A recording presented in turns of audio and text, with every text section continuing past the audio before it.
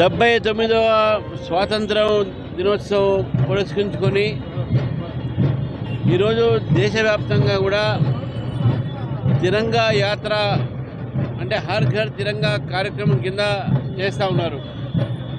ప్రధానమంత్రి నరేంద్ర మోదీ గారు గత 5 సంవత్సరాల క్రితము హర్ ఘర్ తిరంగా అని చెప్పి పార్టీలకు, మతాలకు, కులాలకు, అదేవిధంగా ప్రాంతాలకు అతీతంగా ప్రతి భారతీయుడు తన ఇంటిపై జెండా ఎగరేసి విద్యార్థులు, అదేవిధంగా రెసిడెంట్ వెల్ఫేర్ అసోసియేషన్లు, యువకులు అందరూ కూడా ఈ యొక్క భారతదేశ ఒక త్రివర్ణ పతాకాల నుంచి ఒక ఊరేగింపులాగానే లేకపోతే అనేక రకాలైన కార్యక్రమాలు చేయాలని చెప్పేసి కూడా రూపొందించడం జరిగింది.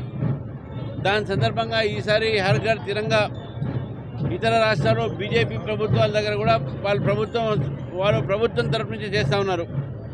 కానీ తెలంగాణలో ఈరోజు మేము స్వచ్ఛందంగా ఇక్కడ స్కూల్స్ని, కాలేజ్ని కోరిన నేపథ్యంలో వారే వచ్చి ఈరోజు కుకట్పల్లిలో చాలా పెద్ద ఎత్తున విద్యార్థులు, యువకులు, కాంతారావు గారు, అదేవిధంగా మల్లారెడ్డి గారి యొక్క ఆధ్వర్యంలో ఇక తిరంగా యాత్ర చేస్తూ ఉన్నారు.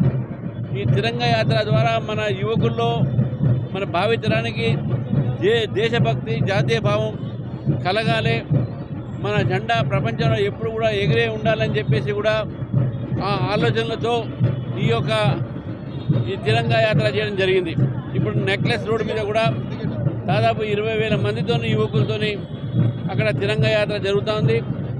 ఈరోజు 40 లక్షల ఇళ్ల పైన తెలంగాణలో ప్రతి ఇంటి మీద ఇవాళ రేపు జెండా ఎగిరేసి మన ఒక భారతదేశ ఒక జెండాను ఎగిరేసి మన దేశభక్తిని చాటాల్సిందిగా నేను తెలంగాణ ప్రజలను కూడా కోరుతా ఉన్నాను.